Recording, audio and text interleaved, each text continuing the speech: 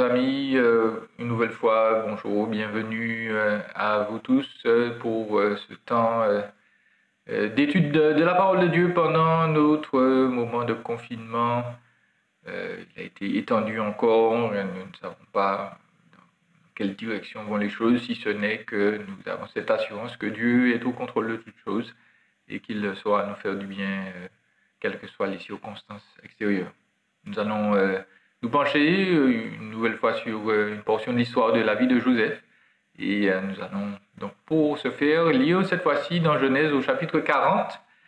Nous allons prier et puis ensuite faire lecture de ce texte.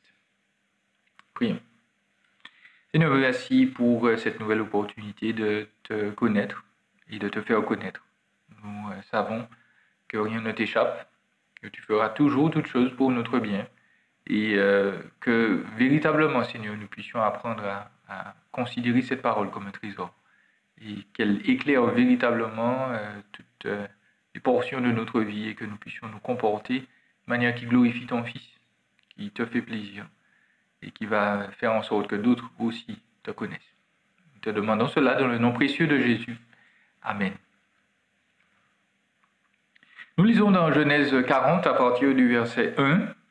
Après cela, le responsable des boissons et le boulanger du roi d'Égypte commirent une faute envers leur seigneur, le roi d'Égypte. Le pharaon fut irrité contre ces deux officiers, le grand responsable des boissons et le chef des boulangers, et il les fit mettre dans la maison du chef des gardes, dans la prison, à l'endroit où Joseph était enfermé. Le chef des gardes les confia à Joseph, qui fit le service auprès d'eux. Ils passèrent un certain temps en prison. Une même nuit, le responsable des boissons et le boulanger du roi d'Égypte, qui étaient enfermés dans la prison, firent tous les deux un rêve, chacun le sien, avec son explication propre. Joseph vint le matin vers eux et vit qu'ils étaient tristes. Alors il demanda aux officiers du Pharaon qui étaient avec lui dans la prison de son maître, « Pourquoi avez-vous mauvaise mine aujourd'hui » Ils lui répondirent, « Nous avons fait un rêve et il n'y a personne pour nous l'expliquer ou pour l'expliquer. » Joseph leur dit, « N'est-ce pas à Dieu qu'appartiennent les explications? Racontez-moi donc votre rêve. » Le grand responsable des boissons raconta son rêve à Joseph. Il lui dit, « Dans mon rêve, il y avait un cep de vigne devant moi. Ce cep portait 3 sarments. Quand il a bourgeonné, sa fleur s'est développée et ses grappes ont donné des raisins mûrs. La coupe du pharaon était dans ma main. J'ai pris les raisins et je les ai pressés dans la coupe du pharaon et j'ai mis la coupe dans la main du pharaon. » Joseph lui dit, « Voici l'explication. Les 3 sarments représentent 3 jours. Encore 3 jours et le pharaon t'élèvera bien haut et te rétablira dans tes fonctions. Tu mettras la coupe dans la main du pharaon comme tu en avais l'habitude lorsque tu étais son responsable des boissons. Cependant, souviens-toi de moi quand tu seras heureux et fais preuve de bonté envers moi. Parle en ma faveur au pharaon et fais-moi sortir de cette maison. En effet, j'ai été arraché au pays des Hébreux et même ici, je n'ai rien fait qui mérite la prison. » Voyant que Joseph avait donné une explication favorable, le chef des boulangers dit, « Dans mon rêve, il y avait aussi 3 corbeilles de pain blanc sur ma tête. Dans la corbeille supérieure, il y avait des plats cuits au four de toutes sortes pour le pharaon, et les oiseaux les mangeaient dans la corbeille au-dessus de ma tête. » Joseph répondit, « Voici l'explication. Les 3 corbeilles représentent 3 jours. Encore 3 jours, et le pharaon t'élèvera bien trop haut pour toi. Il te fera pendre à un bois, et les oiseaux mangeront ton corps. » 3 jours plus tard, le jour de son anniversaire, le pharaon organisa un festin pour tous ses serviteurs. Et il éleva bien haut le grand responsable des boissons, ainsi que le chef des boulangers au milieu de ses serviteurs. Il rétablit le grand responsable des boissons dans ses fonctions pour qu'il mette la coupe dans la main du pharaon, mais il fit pendre le chef des boulangers, conformément à l'explication que Joseph leur avait donnée. Le grand responsable des boissons ne se souvint pas de Joseph, il l'oublia. Aujourd'hui, nous allons répondre à la question, rêve ou sagesse? Rêve ou sagesse? faisons premièrement un petit survol de ce qui se passe là dans ce chapitre, dans cet épisode de la vie de Joseph, et puis nous allons tirer quelques applications sur la manière dont il nous faut vivre. Comment devons-nous prendre des décisions? Devons-nous nous appuyer sur notre instinct, nous appuyer sur notre cœur, ou nous appuyer sur des éléments plus concrets et plus bibliques que cela? Joseph, lui, est toujours en prison. Il a été vendu par ses frères, il a été dénoncé comme un homme qui violait ou qui a tenté de violer la femme de son maître. Cela l'a jeté en prison. Il y est depuis un moment, suffisamment pour qu'on remarque ses capacités, et donc il est en charge des prisonniers. Et puis il reçoit justement deux prisonniers. La prison, cette section de la prison est un peu particulière. Vous voyez qu'elle est attenante à celle du responsable, du chef des gardes. Et donc les prisonniers là-bas ont un statut un peu particulier. C'est une prison un peu VIP, entre guillemets. Le grand responsable des boissons du pharaon et son boulanger sont jetés en prison. Le responsable des boissons, c'est un peu l'équivalent de l'œnologue du roi, c'est celui qui choisit ses vins ou sa bière, puisque les Égyptiens aimaient bien la bière. Il était chargé de contrôler la qualité des boissons du roi. En général, il s'agissait d'une personne en qui le pharaon avait confiance, qui avait sa faveur, qui était proche de lui. Et puis c'était un métier un peu dangereux parce qu'il jouait aussi un peu le rôle de goûteur au cas où on aurait tenté d'empoisonner le pharaon. Donc c'était une position particulière, proche mais en même temps dangereuse. Et puis il y avait aussi le boulanger en chef, lui qui est responsable de l'approvisionnement en pain donc, et en pâtisserie de la royauté.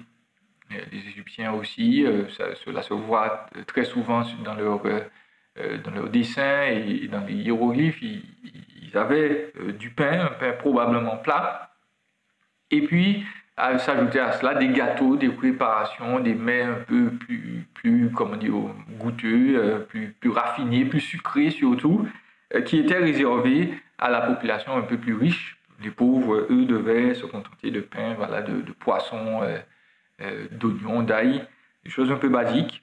Et puis donc il y avait les riches qui avaient l'occasion de manger des gâteaux et des mets un peu plus fins. Les deux artisans, nous dit le texte, ont commis une faute. Littéralement, ils ont péché contre le pharaon. Cette faute n'est pas décrite, mais elle concerne visiblement leur fonction. Il y a quelque chose qui s'est mal produit, que ce soit pour l'un et pour l'autre, et ils sont envoyés en prison pour leurs erreurs, ou pour leur erreur. Et Joseph est là au bon moment. Le responsable de la prison les confie donc ces deux hommes à ses soins et il va s'en occuper pendant un bon moment. Donc il ne s'agit pas de quelques jours, ni même sans doute de quelques semaines, peut-être plusieurs mois. Le texte nous dit au verset 4 qu'il passe un certain temps là. Et on peut noter déjà concernant Joseph qu'il est dans une position toujours délicate, particulière, mais qu'il accomplit toujours ses fonctions sans amertume, sans devenir calleux, sans devenir méchant, aigri. C'est pas quelqu'un qui méprise les autres. Il est là à faire son travail, il reste respectueux de tous dans son malheur. Joseph a toujours, visiblement, confiance en Dieu, même s'il ne comprend pas les choses, son attitude reste exemplaire. Et cela est donc un exemple pour nous, puisque dans ce temps de confinement, sans doute, on est là depuis un moment, les nerfs sont peut-être un peu tendus. C'est le temps de se rappeler que, voilà, même quand l'épreuve dure, il faut garder une attitude courtoise, respectueuse envers tous, particulièrement ses proches, lorsqu'on est donc dans un temps difficile. Et puis, un jour, il y a un événement qui va bouleverser leur quotidien. L'œnologue et le pâtissier du roi auront tous les deux un rêve différent, quoique un tout petit peu similaire. Joseph parvient à interpréter ces deux rêves. L'œnologue sera rétabli dans ses fonctions, donc il se voit littéralement en train de remettre une coupe au pharaon, une coupe qui est venue de 3 sarments, de trois branches de plante de résinier. Et donc, Joseph, lui, affirme que dans 3 jours, eh bien, il sera rétabli dans ses fonctions. Et ne voit-il pas que le boulanger, donc, lui aussi, fait un rêve avec aussi ce chiffre 3. Il a 3 corbeilles de pain blanc sur sa tête, sauf que les oiseaux du ciel sont en train de manger ce pain. Et Joseph lui annonce que ce sera très mauvais pour lui, puisque les deux, et vous voyez ce terme qu'il emploie, ils seront élevés. L'œnologue, le responsable des boissons, en dignité, il sera élevé, il sera rétabli en personne par Pharaon, mais le boulanger, le pâtissier, il sera pendu au écho, il sera élevé physiquement, et tout le monde verra sa déchéance. Tout cela dans les 3 jours qui viennent. Et ce que Joseph a déclaré, a prédit, est bien arrivé, et l'œnologue est rétabli, et le pâtissier est hélas déchu et va mourir pour sa faute. Et là encore, recentrons-nous sur Joseph. Peut-être qu'il a repris espoir un instant, pardon.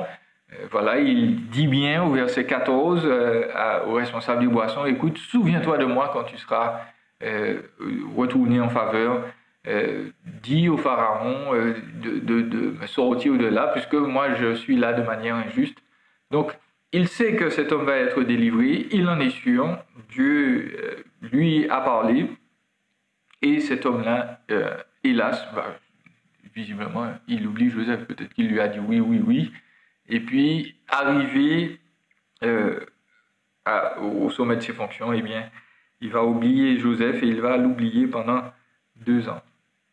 2 ans, pas 2 mois, pas 2 jours, 2 ans. Et on voit là un grand manque de reconnaissance. Cet homme ne s'est pas dit oh merci, il n'a pas aidé Joseph en retour, il l'a complètement oublié. C'est un danger sur lequel l'Écriture attire notre attention, en particulier pendant ces temps de confinement.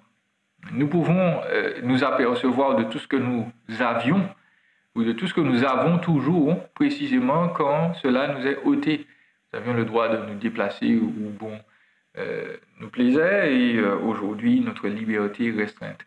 Nous allons faire des courses, pour certains avec une angoisse ou avec de la nervosité, parce que voilà, les temps sont difficiles, on ne sait pas qui est malade, on ne va pas s'amuser à acheter n'importe quoi non plus. Sommes-nous reconnaissants?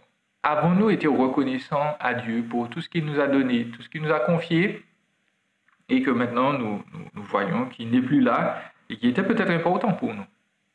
Le texte nous apprend, il nous faut être reconnaissants. Peut-être qu'il y a des personnes qui nous ont aidés dans le passé et que nous avons oublié. Peut-être que c'est le moment, là aussi, de réparer cette erreur et de leur demander, peut-être ont-ils besoin de quelque chose, peut-être que Dieu veut nous utiliser pour bénir ces personnes dans ce temps de manque de confinement. Donc, n'oublions pas de remercier notre Créateur, d'être reconnaissant aussi envers ceux qui nous ont fait du bien. Donc voilà, résumé ce qui se produit là dans la vie de Joseph, et on va essayer de tirer quelques conclusions par rapport à tout cela. J'ai intitulé donc cette étude Rêve ou sagesse. Il nous faut parler des rêves, car ils reviennent 3 fois dans l'histoire de Joseph. Donc, au départ, c'est lui qui a ses rêves, Joseph. Ensuite, nous le trouvons là face à l'œnologue du Pharaon, face au boulanger. Il y a encore 2 rêves. Et puis, nous le savons plus tard, dans les chapitres qui viennent là, Pharaon aussi fera 2 rêves en particulier. Donc, forcément, c'est significatif. Et le mot hébreu pour parler de rêve ressemble un peu au nom shalom que nous connaissons bien, sauf que ça se prononce avec un chet, qui est une voyelle exagérée prononcée en hébreu, donc chalom.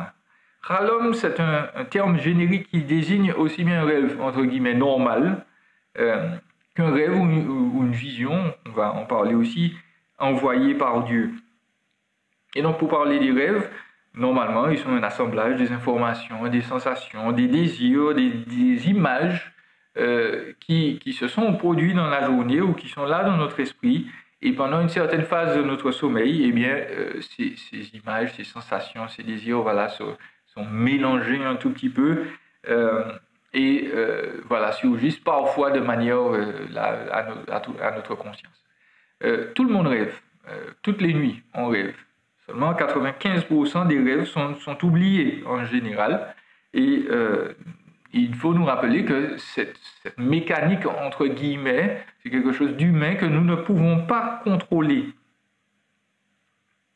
C'est très important. On ne peut pas contrôler vraiment ces rêves, sauf si on essaye, on se décide à se déconnecter de la réalité. Mais c'est important parce que on peut, à propos de rêves, se sentir très mal, ou de cauchemars aussi, se sentir très mal. On peut éprouver toutes sortes de sensations, plus ou moins bonnes, plus ou moins agréables. Il faut nous rappeler que Dieu ne nous blâme pas pour nos rêves. Dieu ne peut pas nous blâmer pour quelque chose que nous ne pouvons pas contrôler. De la même manière qu'on ne peut pas contrôler l'arrivée de pensées dans notre tête, notre esprit non plus, ou nos rêves non plus, ne peuvent pas être bloqués ou contrôlés. Maintenant, leur impact, tout comme l'impact des pensées, ou si les pensées ne sont pas bonnes, ne sont pas agréables, eh bien forcément ça, on doit le contrôler, on peut le contrôler, on peut réorienter nos pensées pour glorifier Dieu si elles ne sont pas bonnes. Mais l'arrivée des rêves, l'arrivée des pensées ne peut pas être contrôlée. Donc nous n'avons pas le droit de nous blâmer pour des rêves, quel que soit leur impact dans notre existence. Il nous faut distinguer rapidement la vision du rêve. Le mot vision en hébreu est maré. C'est une espèce de substantif qui vient du verbe ra'a en hébreu qui veut simplement dire voir. Et donc la vision permet spécifiquement de recevoir des informations de la part de Dieu. Il ne s'agit pas forcément d'un rêve. Et ces informations, bien entendu, vont être interprétées par le prophète, on va le voir, celui qui reçoit cette vision. Une vision peut surgir dans un rêve. C'est le cas pour le prophète Daniel. Vous pouvez le lire, il était en train de dormir et Dieu lui a donné des visions, ou cette personne peut être éveillée et recevoir une vision. Donc, il y a un léger distinguo qu'il nous faut faire à ce niveau. Il nous faut encore parler des rêves. Car les rêves, hélas, constituent une diète spirituelle pour beaucoup. C'est leur régime, entre guillemets, alimentaire dans leur vie, dans leur relation avec Dieu. Une bonne partie de l'Église évangélique, de la vraie Église chrétienne, croit que Dieu parle encore par des rêves ou des visions et se sert de cela pour s'orienter, faire des choix importants. Et souvent, il y a un verset qui est cité où on dit, voilà, Dieu parle tantôt d'une manière, tantôt d'une autre. Et là, premièrement, ce verset est cité hors contexte, et il faut se demander, que dit l'Écriture à ce sujet? Et nous voudrions examiner plusieurs textes fondamentaux à ce sujet. Le premier se trouve dans le livre des Nombres, au chapitre 12, dans Nombres donc, au chapitre 12, et nous lirons 3 versets, des versets 6 à 8. Donc, nous sommes dans le livre des Nombres, chapitre 12, versets 6 à 8. Cet épisode, c'est celui où Myriam et Aaron, et vous notez bien l'ordre du texte, on n'a pas dit Aaron ou Myriam, mais là on dit Myriam et Aaron. Donc, Myriam, c'est la grande sœur de Moïse et Aaron. Visiblement, elle n'est pas contente parce que Moïse a décidé d'épouser une femme couchite, une femme de la région éthiopienne. Apparemment, voilà, ça ne leur a pas plu du tout. Et ils ont donc du ressentiment vis-à-vis de Moïse. Et le ressentiment se centralise sur la chose suivante. Est-ce seulement par Moïse que Dieu parle, au verset 2 ? N'est-ce pas aussi par nous qu'il parle ? Donc là, je vous mentionne ces versets parce que c'est important pour cette compréhension des rêves précisément. À partir du verset 6, donc, Dieu appelle Moïse, Aaron, Myriam, et il leur dit, verset 6, « Écoutez bien mes paroles.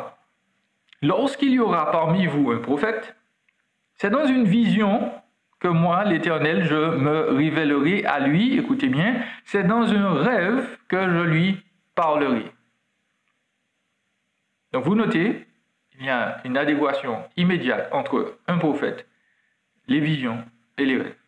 Et puis on continue, verset 7, « Ce n'est pas le cas avec mon serviteur Moïse.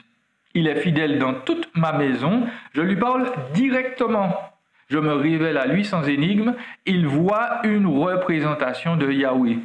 Comment se fait-il que vous n'ayez pas eu peur de parler contre mon serviteur Moïse ?» Donc, vous avez lu comme moi, Dieu utilise les rêves et les visions, mais pour parler à qui spécifiquement? À ses prophètes. Donc les rêves et les visions n'appartiennent pas, ne sont pas du domaine, entre guillemets, du commun à toute l'Église. Dieu nous dit, lorsqu'on a un prophète, il a un rêve, une vision. Et puis, nous allons lire à cela un texte qui se trouve dans Deutéronome au chapitre 13. Nous allons lire dans Deutéronome au chapitre 13, à partir du verset 2. Si un prophète ou un faiseur de rêve se lève au milieu de toi et t'annonce un signe ou un prodige, et qu'il y ait accomplissement du signe ou du prodige dont il t'a parlé tout en t'invitant à suivre d'autres dieux, des dieux que tu ne connais pas, et à les servir, tu n'écouteras pas les paroles de ce prophète ou de ce faiseur de rêve. En effet, c'est l'Éternel votre Dieu qui vous met à l'épreuve pour savoir si vous l'aimez, lui, de tout votre cœur et de toute votre âme. C'est l'Éternel votre Dieu que vous suivrez, et c'est lui que vous craindrez. Ce sont ses commandements que vous respecterez, c'est à lui que vous obéirez, c'est lui que vous servirez, et c'est à lui que vous vous attacherez. Jusque-là, notre lecture. Le texte, ou les textes, nous informent donc que les rêves, les visions, les paroles prophétiques qui s'accomplissent ne sont pas forcément donc un signe, l'apanage de quelqu'un qui parle véritablement de la part de Dieu. On peut avoir des rêves, des visions exactes et être soi-même loin de Dieu, détourner d'autres personnes de Dieu également. Et Dieu avertit dans ce texte-là, au verset 4, que c'est lui qui met à l'épreuve ceux qui écoutent pour savoir s'ils vont vraiment s'attacher à Dieu ou pas. Donc, il nous faut noter que les textes bibliques indiquent bien que les rêves ne sont pas l'apanage de tous. Ce sont les prophètes qui recevaient des rêves de la part de Dieu. Et nous devons donc déduire de cela que Joseph était un prophète. Et qu'ensuite, il existe un but et une hiérarchie prophétique. Le texte dans Nombre au chapitre 12 nous dit que Moïse était un prophète, mais il était un prophète à part. Et le texte va le préciser d'ailleurs, il va dire qu'il n'y a aucun prophète qui n'a surgi dans l'Ancien Testament qui était comme Moïse, parce que Moïse, lui, ne recevait pas de rêves et de visions. Lui, Moïse parlait, il avait littéralement, si je puis dire, Dieu sous les yeux. Et il nous faut ajouter à cette compréhension un dernier texte dans Deutéronome au chapitre 18, à partir du verset 15. Deutéronome 18, verset 15 nous dit « L'Éternel ton Dieu fera surgir pour toi et du milieu de toi parmi tes frères un prophète comme moi. C'est lui que vous devrez écouter. Il répondra ainsi à la demande que tu as faite à l'Éternel ton Dieu à Horeb le jour de l'assemblée. Tu disais « Je ne veux plus entendre la voix de l'Éternel mon Dieu, ni voir ce grand feu, afin de ne pas mourir. » L'Éternel m'a dit « Ce qu'ils ont dit est bien. » Je ferai surgir pour eux du milieu de leurs frères un prophète comme toi. Je mettrai mes paroles dans sa bouche et il leur dira tout ce que je lui ordonnerai. Si quelqu'un n'écoute pas mes paroles, celles qu'il dira en mon nom, c'est moi qui lui en demanderai compte. Mais si un prophète a l'arrogance de dire en mon nom une parole que je ne lui ai pas ordonnée, de dire ou parle au nom d'autres dieux, il sera puni de mort. Peut-être diras-tu dans ton cœur, comment reconnaîtrons-nous la parole que l'Éternel n'aura pas dite? Quand ce que dira le prophète n'aura pas lieu et n'arrivera pas, que sera une parole que l'Éternel n'aura pas dite, c'est par arrogance que le prophète l'aura dite, n'aie pas peur de lui. Nous pouvons donc voir que les prophètes de l'Ancien Testament recevaient soit des rêves, soit des visions de la part de Yahweh. Il y avait un prophète en particulier qui était différent. Il s'agissait de Moïse. Mais voilà, le texte nous avertit, Moïse dit lui-même qu'il va se produire quelque chose de fabuleux de la part de Dieu. Dieu va aussi envoyer un autre Moïse. Il va parler de la part de Dieu tout comme, ce n'est absolument mieux d'ailleurs, que Moïse a pu parler. Et nous voyons là, que ce soit dans l'Ancien ou dans le Nouveau, que voilà, Jésus est toujours au centre. Et dans tous les textes que nous avons lus de toute façon, on ne nous attache pas forcément à un témoignage ou à un rêve, mais on nous attache surtout à ce que dit Yahweh. Qu'est-ce que Yahweh a vraiment prononcé en termes de parole. Donc, nous pouvons voir que le ministère des prophètes devait culminer en Jésus-Christ, et surtout dans ce que Jésus-Christ devait enseigner. Jésus, c'est le centre de la pensée biblique, non les rêves, non les miracles et autres prophéties. Si Jésus et son évangile ne sont pas notre désir profond, mais que nous recherchons une expérience, un état particulier, nous mettons nos âmes en danger, parce que c'est lui qui est l'ultime révélation de Dieu. Hâtons-nous de dire également que s'orienter par les rêves équivaut à se revendiquer prophète. Et si les rêves pour nous deviennent quelque chose de vraiment très important, et donc que nous nous soumettons au standard de la prophétie, nous le devons, eh bien, il faut ajouter, les textes nous l'ont dit très clairement, aucune erreur n'est possible pour un prophète biblique. Aucune erreur n'est possible. S'il dit parler de la parole de Dieu, et s'il dit que son rêve vient de Dieu, la moindre erreur le fait menteur. Et il faut confesser qu'au vu du nombre important d'erreurs des soi-disant prophètes ou des rêves de beaucoup, on s'est dit voilà, j'ai rêvé de telle chose et je me suis orienté dans telle direction, mais ça a été une erreur. Et tous ceux qui sont sérieux, qui le reconnaissent vraiment, vont dire qu'il y a très souvent des erreurs dans ces milieux où on aime beaucoup la prophétie. Eh bien, nous devons dire avec confiance et avec l'Écriture que ce ministère-là n'est plus d'actualité pour aujourd'hui et que nous devons donc nous rapporter à ce qui est essentiel, à ce qui est clair, à ce qui est révélé dans l'Écriture. Jésus lui-même nous demande de faire attention aux miraculeux. Il a parlé très clairement là-dessus. Dans Luc chapitre 16, versets 27 à 31, j'attire votre attention sur ce passage. Luc 16, versets 27 à 31 nous dit, c'est la parabole du mauvais riche et de Lazare. Le riche dit, je te prie alors, Père, d'envoyer Lazare chez mon père, car j'ai 5 frères. C'est pour qu'ils les avertissent, afin qu'ils n'aboutissent pas eux aussi dans ce lieu de souffrance.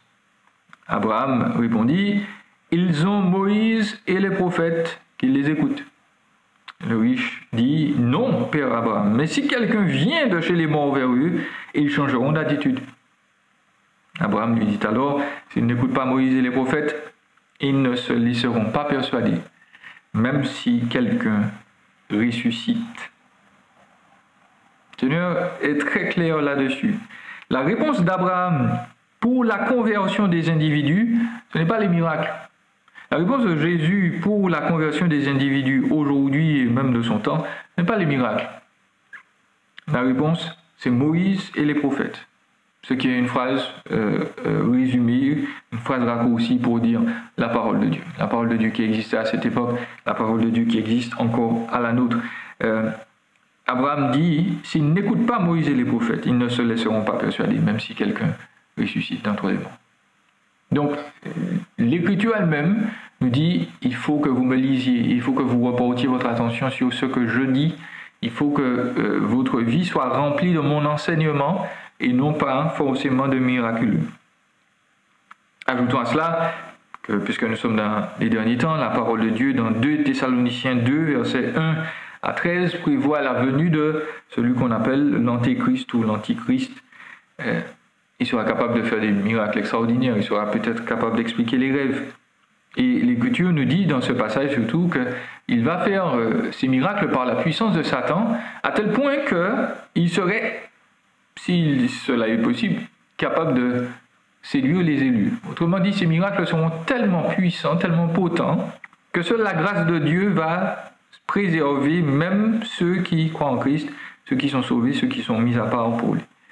Mais voilà, 2 Thessaloniciens 2, versets 1 à 13, là aussi nous recentre sur un point important. Ceux qui seront séduits, eux, seront séduits parce qu'ils n'ont pas reçu l'amour de la vérité. L'amour de la vérité. Et la vérité, comment recevoir cet amour de la vérité? Eh bien, par la parole de Dieu. L'Écriture nous dit que ce que nous entendons vient de la parole de Dieu pour la foi. La vérité n'est pas une sensation. La vérité, c'est d'une personne qui est mieux révélée que dans tous les rêves et les visions du monde, dans la parole de Dieu. Aujourd'hui, contrairement à ce que l'on pourrait penser, l'Église ne se porte pas forcément très bien. Les statistiques nous démontrent le contraire. Aux États-Unis, par exemple, moins de 6% des personnes qui se revendiquent chrétiens ou chrétiennes, toutes dénominations confondues, peuvent véritablement parler de la Bible et dire de quoi il s'agit. Moins de 6% savent ce que c'est véritablement que la Bible, peuvent citer un verset. En analysant les messages des 10 plus grandes églises évangéliques aux États-Unis, un organisme évangélique d'études s'est rendu compte que l'évangile n'y est jamais mentionné. Alors, écoutez, 4 heures de prédication venant de 10 ou 9 des plus grandes églises évangéliques des États-Unis, on s'est aperçu qu'on n'a jamais parlé avec exactitude de la mort, de la résurrection de Jésus pour les pécheurs, du fait qu'il nous faut croire en Dieu pour obtenir le pardon de ses fautes. Tous ces éléments sont absents. Donc, contrairement à ce qu'on pourrait penser, à l'heure actuelle, la Bible n'est pas au centre de la croyance de beaucoup de personnes qui se disent chrétiennes, qui se disent évangéliques. Le centre de la Bible n'est pas précisé ou n'est pas là vraiment au cœur de la vie des individus. Et ces temps de confinement sont un rappel excellent. Dieu nous écarte de beaucoup de distractions pour nous amener à nous focaliser une nouvelle fois sur sa parole et celui qu'elle révèle, Jésus-Christ. On peut se demander pourquoi ces rêves alors dans l'histoire de Joseph? Pourquoi nous parler de cela? Eh bien, le miraculeux, les rêves, les visions appartiennent souvent à des époques, des vagues d'époques où Dieu révèle des éléments particuliers sur sa personne et surtout appartiennent à des époques où la Bible, le canon, l'Ancien Testament ou le Nouveau n'était pas encore rédigé dans son entièreté. La Bible n'était pas terminée. En fait, à l'époque où vit Joseph, nous ne sommes pas au courant qu'il y ait eu déjà des écrits concernant donc Yahweh véritablement. Il y avait sans doute un enseignement oral, mais la Bible n'est pas écrite. Donc Dieu utilise ces moyens pour attester de la vérité de la personne qu'il est, parce que la Bible n'est pas encore là disponible. Deuxièmement, Joseph vit dans une culture qui est friande d'occulte, de magie, justement de rêve. Et par là même, Dieu veut donc parler aux Égyptiens à travers Joseph. Il veut leur montrer qu'il est plus puissant que tous leurs dieux, que toutes leurs pratiques magiques. C'est Yahweh qui va sauver l'Égypte et les pays voisins. Ce ne sont pas les dieux égyptiens, ce n'est pas la sagesse égyptienne, c'est Yahweh, le Seigneur de l'univers. Et puis, on se focalise sur les rêves, mais on oublie certains détails qui sont plus importants encore. Ces rêves arrivent 3 fois dans l'histoire de Joseph, ils se reproduisent, et puis ils arrivent toujours par 2. Et nous devons nous rappeler pourquoi cette idée d'être 2 et 3 est exprimée plus loin dans l'Écriture, dans Deutéronome au chapitre 19. Le Seigneur nous dit bien que voilà, pour établir une affaire, il faut 2 ou 3 témoins. Ce que les rêves veulent dire surtout, c'est que ce qui est prédit, quel que soit le contenu, est certain. Et Dieu renforce la chose en disant, oui, voilà, j'insiste dessus. Ça s'est produit une fois, ça se produit une deuxième fois, pour bien montrer la certitude de l'événement. Alors, rêve ou sagesse? En conclusion, nous devons nous dire que, premièrement, quand les choses vont mal, Dieu va toujours pourvoir aux besoins de son peuple. Il ne va pas abandonner son peuple. Et c'est pour ça que Joseph a maintenu cette discipline du service, du respect. C'est pour ça qu'il faut nous montrer reconnaissants. Dieu ne nous abandonne pas, il est toujours au contrôle, même si les choses sont extrêmement difficiles. Aujourd'hui, nous n'avons pas de rêve. Dieu ne nous demande pas de nous appuyer sur des rêves pour avancer, mais Dieu peut nous donner des convictions, des appels certains. Et ceux-ci doivent être confirmés par des témoins sûrs et surtout au crible de la parole de Dieu. Et c'est là notre application pratique. Si nous devons prendre des décisions importantes, le chrétien se rappelle donc qu'il doit prier et qu'il doit se mettre immédiatement en recherche de ce que dit l'Écriture sur ce qu'il compte faire. Il a un projet particulier, il a un désir particulier. Bien entendu, s'il n'y a pas de commandement qui exprime directement une opposition de la part de Dieu, eh bien, on peut se livrer à cette activité. Mais voilà, il nous faut aller plus loin, il nous faut creuser. Qu'en dit l'Écriture? De manière spécifique ou par principe généraux? Ensuite, il nous faut savoir attendre. Le confinement nous place là dans des circonstances où voilà, on a sans doute des projets qui sont en suspens, on ne sait pas quoi faire. Dieu nous dit, voilà, attends. Et Dieu nous dit aussi, il faut savoir demander conseil. Il faut demander à des personnes qui sont plus expertes que nous, ce que eux ils auraient fait, leur demander des recommandations. Et puis voilà, après, lorsqu'on a tous ces éléments en tête, on peut encore demander à Dieu des confirmations. On peut lui demander, voilà, Seigneur, je voudrais entreprendre telle chose. Est-ce que ça te plaît? Est-ce que tu pourrais me donner donc des confirmations à travers les circonstances, à travers sa parole, qu'il nous oriente dans une direction qui nous prouve bien que voilà, on est au centre de sa volonté. Il faut nous rappeler donc que Dieu prend aussi du temps pour nous mettre à l'aise. Et il faut nous rappeler de ça. Dans l'histoire de Joseph, toutes ces souffrances ont un but. Toutes ces souffrances ont une raison. Il a fallu que Joseph aide cet homme, le responsable des boissons. Il a fallu que cet homme oublie Joseph pendant 2 ans pour que plus tard, le Seigneur élève Joseph au temps convenable, dans la minute précise où il avait choisi. Et il nous faut nous rappeler que Dieu nous fait donc toujours attendre pour une bonne raison. Si nous avons des projets à entreprendre et qu'il nous dit non pour le moment, il sait ce qu'il fait. Il veut se glorifier, il veut nous donner le meilleur. Il a promis que toute chose concourrait à notre bien.